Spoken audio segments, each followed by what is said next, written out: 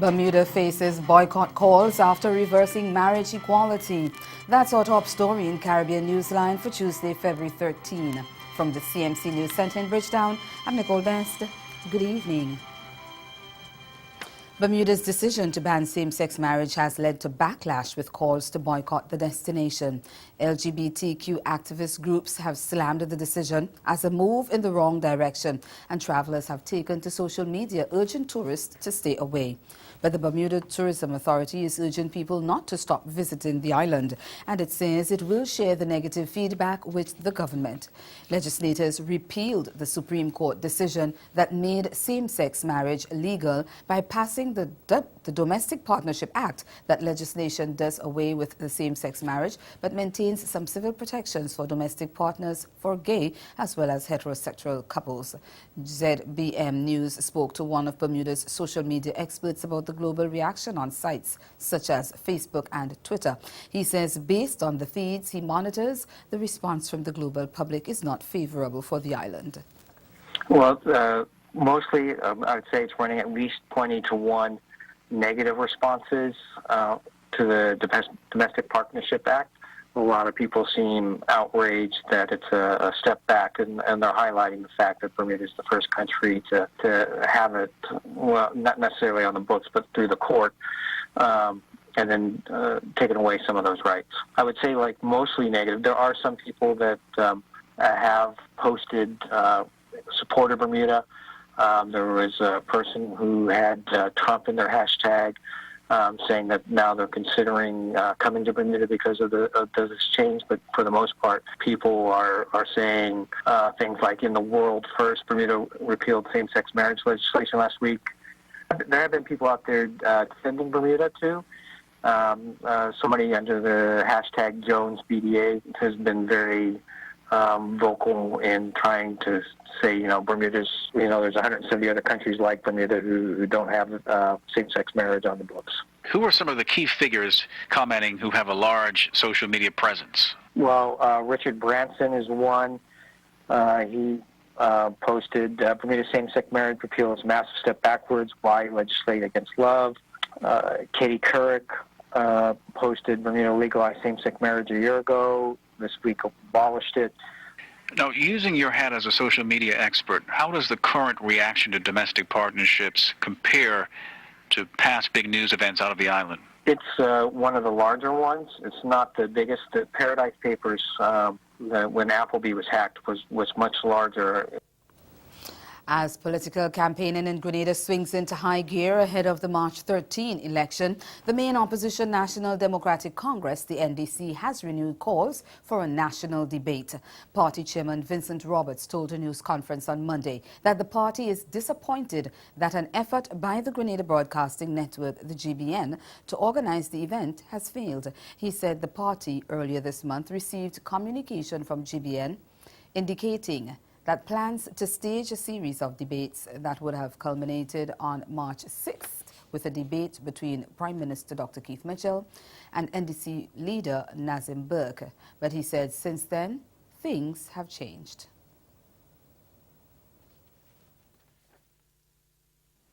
It was with consternation that we were informed that the one scheduled for the 13th has been pushed back because of a major obstacle. Today we were informed that the ruling party has failed to accept the invitation to debate. Ladies and gentlemen, members of the media, the general public, the National Democratic Congress takes this opportunity to once again state that we are interested in debating the issues. We are willing and able to debate our opponents, and we are highly disappointed that the Grenadian people have been robbed of this opportunity to see the policies and the plans of the political parties asking for their votes. Roberts also said there was need for clarification on alleged voter irregularities raised by his party and the civil society organizations. Those include the names of registered voters being moved from the voters list in one constituency to another. But the Parliamentary Elections Office has dismissed the claims, stating that there are legitimate instances where voters' names can be transferred to another constituency, but impartiality and competence are maintained at all times. Barbados' opposition leader Mia Mottley isn't impressed with a plan the government has put forward as a solution to the country's economic woes. She has dismissed as political expediency the announcement by Finance Minister Chris Sinclair that the government is committed to the full implementation of the plan, which he said had the blessing of the social partners. In his budget presentation on Monday, Sinclair said the 2018-2019 budget, which he called the Barbados Plan, is geared towards turning around the island's ailing economy. But Mottley said opposition members will not engage in what she calls a charade and will speak to matters of vital importance to the health and stability of the country. And therefore, what we expect today is not a lot of long talk that came in here, but an entreaty, an appeal to the country that these are the actions which this government is taking to stop the bleeding. And this is the basis upon which we ask all Barbadians to stand together to make sure that we protect this country's reserves, and then we go on to discuss anything else that may divide or unite us. That is what I expected from the Minister of Finance today. Alluding to the upcoming general election, which is constitutionally due by mid-year, Mottley told legislators that the country will not go forward until a mandate is sought and the people of Barbados decide what they are prepared to do to stabilize the country.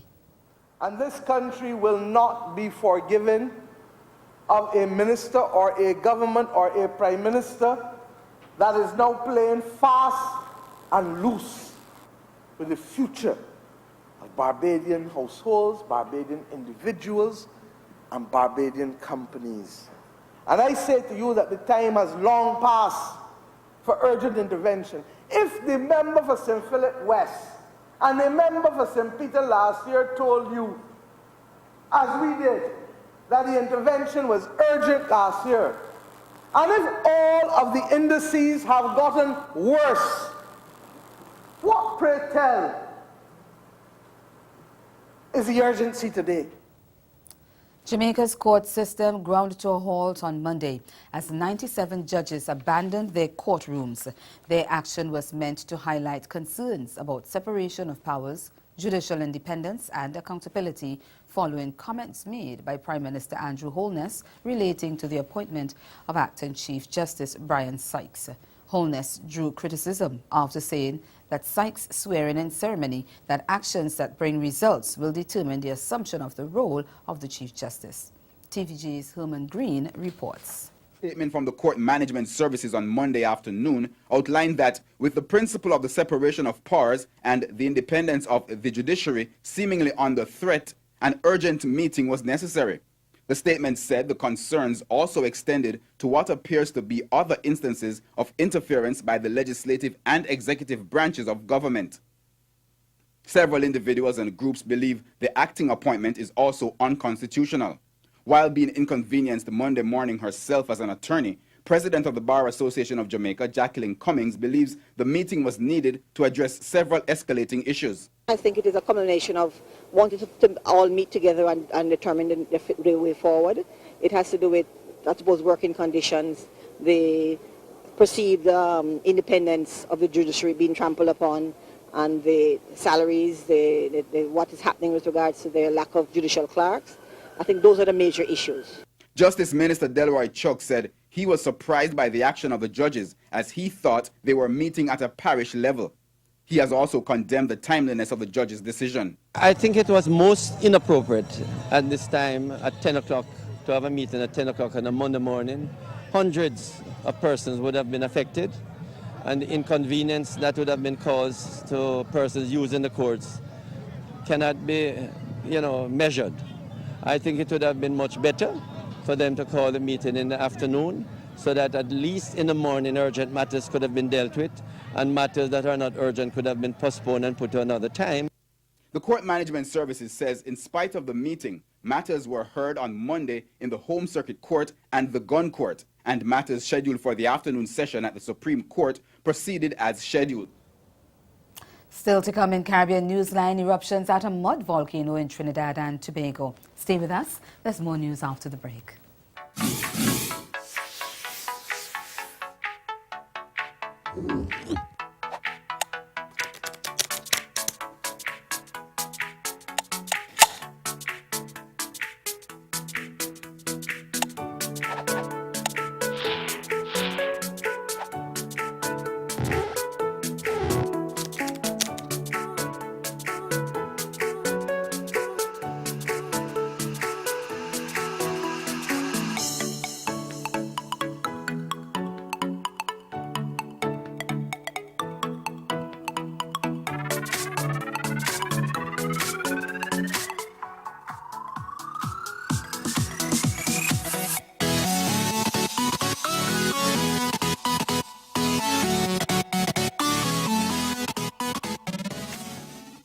Well, there are a number of things that I do, and it depends to some degree on what the case is. Yeah. And so I don't follow the same scripted format in talking to a jury. Mm-hmm. What you're really talking about, Steve, is the voir dire process, right, where lawyers are given an opportunity to talk to jurors and then later on deselect jurors, if you will. Yes.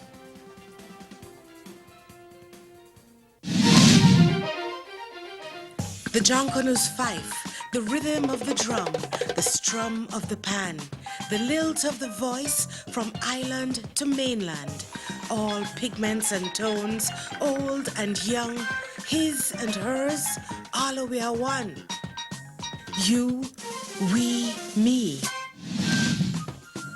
This is UE TV.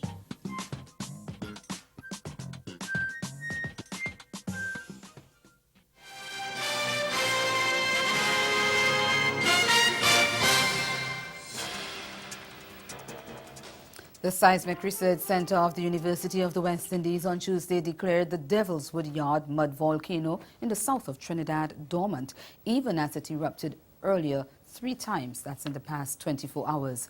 The Office of Disaster Preparedness and Management, the ODPM, said the declaration came after continuous assessment of the site Tuesday afternoon.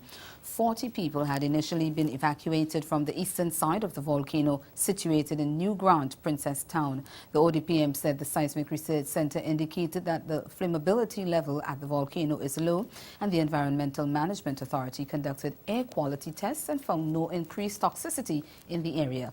Affected residents were therefore allowed to return to their homes. The ODPM said it had received no reports of injury or structural damage to property. The first recorded eruption of the mud volcano occurred in 1852. There was another eruption 30 years later. Staying in the Twin Island Republic, an American visitor died after being crushed by a music truck in the capital Port of Spain on Carnival Monday. 78-year-old Kingsley Rodarier, who was visiting from Florida, was behind a 3-ton music truck on Victoria Square when the vehicle reversed to negotiate a bend and struck him. Rodarier fell and the wheel rolled over him, causing massive chest injury. He was pronounced dead at the hospital. Guyana will have an international team representing it when the border dispute with Venezuela goes before the International Court of Justice. Foreign Affairs Minister Carl Greenidge says the Attorney General's chambers will not be dealing with the matter as it requires specific expertise. The government has budgeted an estimated $15 million for legal fees. Last month, United Nations Secretary General Antonio Guterres announced he was referring the decades-old border controversy to the ICJ. Guyana welcomed the decision, but Venezuela has said it wants the UN Good Offices process to have another go at finding a solution to the dispute.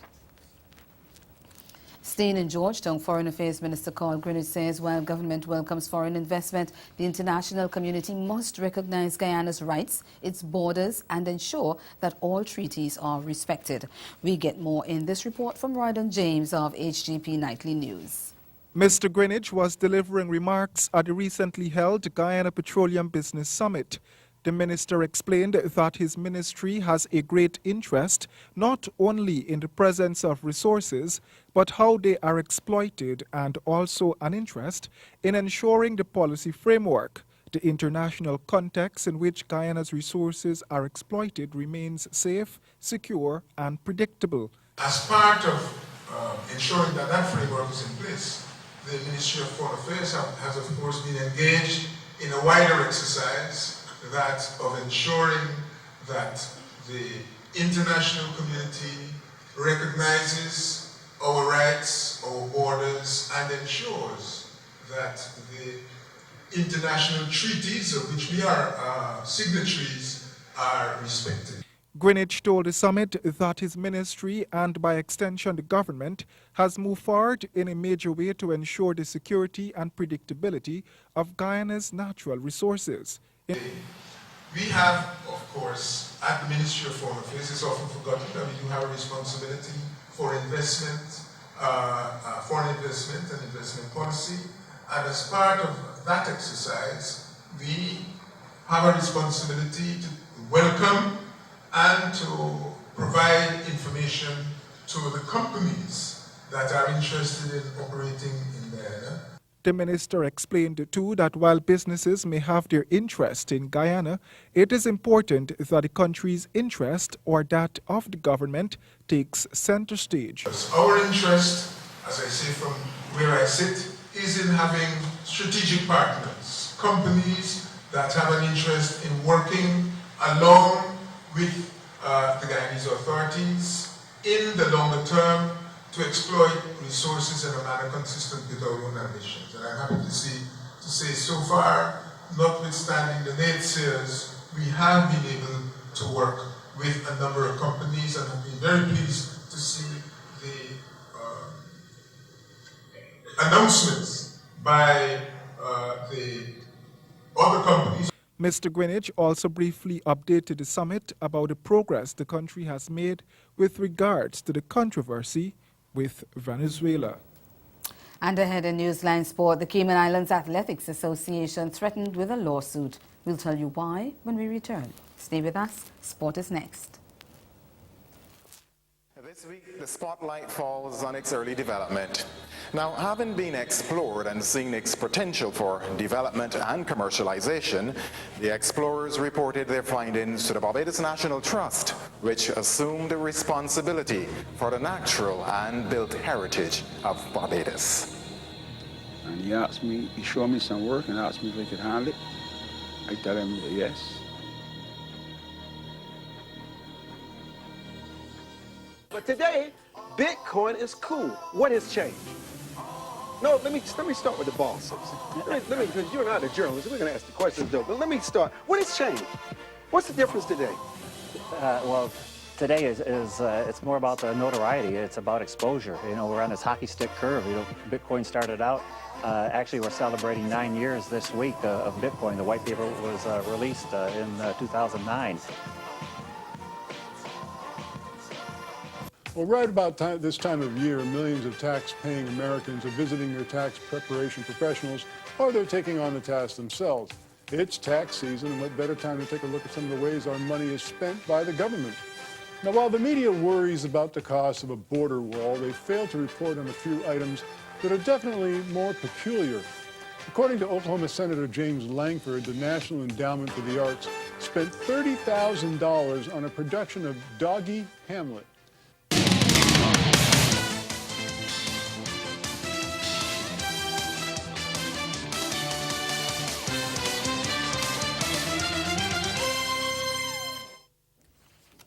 A former athletics coach is threatening to sue the Cayman Islands Athletics Association, the CIAA, for wrongful dismissal. Trinidad-born Otto Stevens has written to the athletics body, charging that the disciplinary action against him was unlawful. Back in November, the CIAA banned Stevens over allegations of sexual misconduct with a 14-year-old girl whom he coached. Stevens, who was recently released from prison, is also seeking to be reinstated in the association. Well, I can confirm we received a letter from Mr. Stevens this morning claiming that the process wasn't done properly. CIAA President Lance Barnes responding to threats of legal action by disgraced track and field coach Otto Stevens. We did ban him last year, and we have 7 days to respond to his letter. And the news of Stevens' threats has parents outraged. They're not happy. Some are willing to withdraw their support from the association. So this concerns me because, you know, we'll be hosting Character 2019 here in Cayman, so we need all the support from everyone, especially parents. So this really concerns me, and I believe we have to do the right thing. To complicate matters, Stevens' wife, track and field technical director and executive committee member Sudani Mothersill, is a part of the group that will determine his fate. I believe we make fair decisions as it relates to CIAA. She doesn't make any decision on her own. Just 1 year ago, government introduced the Child Protection Policy, a call to action for all associations. And so I think there's going to be a heightened sense of vigilance on the part of anybody involved with a sport. But will athletics show they have children's best interest in mind? I believe we have done the best that we could do, and because we have followed the instructions as per our Constitution. Let's hope the final decision in this matter keeps young athletes safe for good. And that report was from Cayman 27's Jordan Amaniz.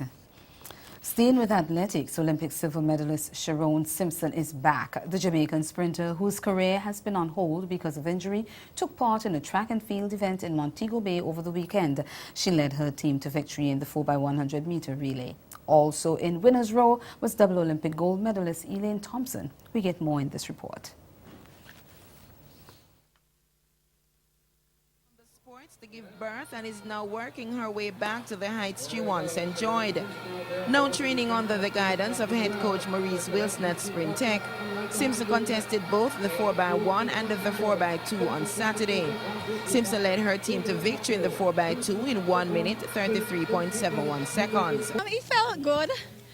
I mean, the speed is not there as yet, but I'm very happy with the run. My coach and I we have been patient, and every day we're seeing, very good improvements. So we're just continuing to work hard and just to build each day. Yeah. Do you intend to actually compete this year, or this is a training year?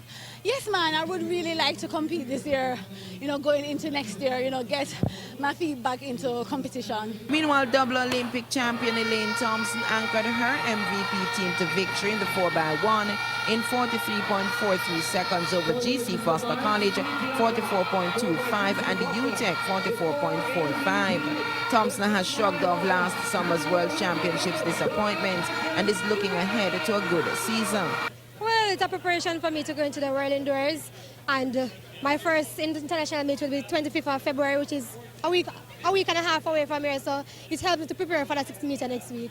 I'm feeling great, but my coach will tell me a percentage, so I can just speak and say, okay, the percentage, but I know I'm feeling great inside, but sometimes I feel great inside, but the result on the track is not 100%, but I'm feeling great so far.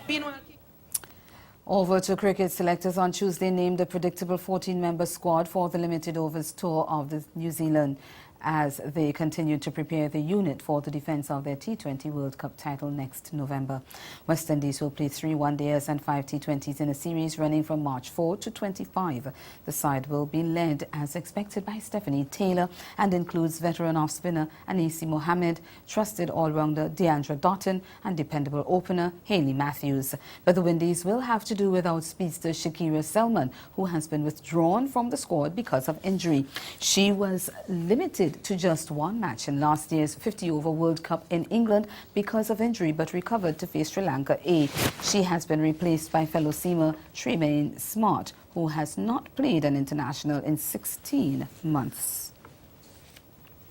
Guyana Jaguars brushed aside USA cricket by 7 wickets in Antigua on Monday to end their losing streak in the regional Super 50, ending the Group B contest on the heels of defeats to Jamaica Scorpions and English County Kent. Jaguars returned to the winning ways by easily chasing down a modest 145 to win with almost 20 overs to spare. Opener Shandapal Himraj top scored with an entertaining 64 off 59 deliveries, while veteran left-hander Shiv Shandapal contributed 39.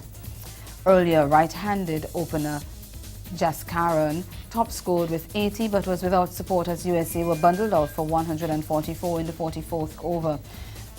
Jaskaran placed 116 balls and counted 6 fours and a 6, but was one off only 3 batsmen in double figures and the only one to pass 20. He put on 39 for the second wicket with former Windies batsman Xavier Marshall. After 5 wickets perished for 19 runs, Jaskara added a further 40 for the 7th wicket with Adil Bhatti. Opener Chadwick Walton lashed his 3rd regional one-day 100 and the 2nd highest ever in the Super 50 Cup as Jamaica Scorpions crushed the docile Leeward Islands Hurricanes by 148 runs on Monday night. The right-handed carved out a stroke-filled 169 from 131 balls, an innings that propelled Scorpions to an imposing 329 for 7 of their 50 overs after they opted to bat first at the Coolidge Cricket Ground in Antigua. Superstar Andre Russell pummeled an exhilarating unbeaten 51 off 27 balls, while Brandon Kings scored 38 and Andre McCarthy 36. In reply, Hurricanes were dismissed for 181 in the 42nd over, taken apart by off-spinner McCarthy, who claimed 5 for 26, and seamer Odin Smith, who picked up 3 for 15. Terence Ward struck a lively 43 from 47 balls, and Carty a cameo 33 from 28 deliveries, but the hosts lost wickets steadily and never recovered. The victory put Scorpions on 15 points, just 3 shy of leaders Guyana Jaguars, with Kent second on 17 points. In football news, the hope of Caribbean Cup glory for Trinidad-based club Central FC is still alive following their 3-0 whipping of Haiti's Racing Club in the Dominican Republic over the weekend. The side had been on the doorstep of being dumped out of the cup following a 2-0 loss to Jamaica's Portmore United. Ruskin Mark of C-Sport has the details. The Central Sharks jumped to an early lead when the ball was worked nicely into the path of Makano, the former Sawa Jablete star, and the TNT International got his angles right, beating the keeper's despairing dive to make it 1-0 in the 11th minute. It was a deserved lead for the Sharks, who dominated the early stages of this contest. And just before the half, Central will double up. And it was that man Makano again on spot to finish off Racing, who desperately needed a win to stay alive in the competition. Also, 2-0 at the half to the Central Sharks. They would hold it. And that's the sport. Stay with us. We'll be right back.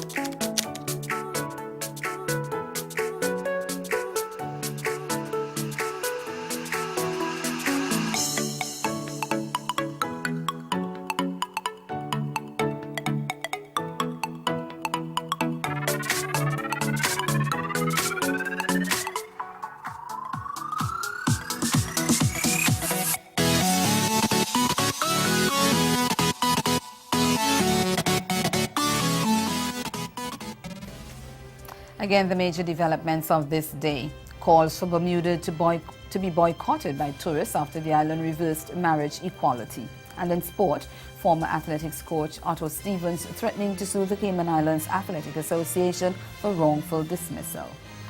That's Caribbean Newsline. For news and sport around the clock, log on to CondaNews.com. We'll be back here again tomorrow. But from all of us at CMC News, thank you for watching and do have yourselves a good night.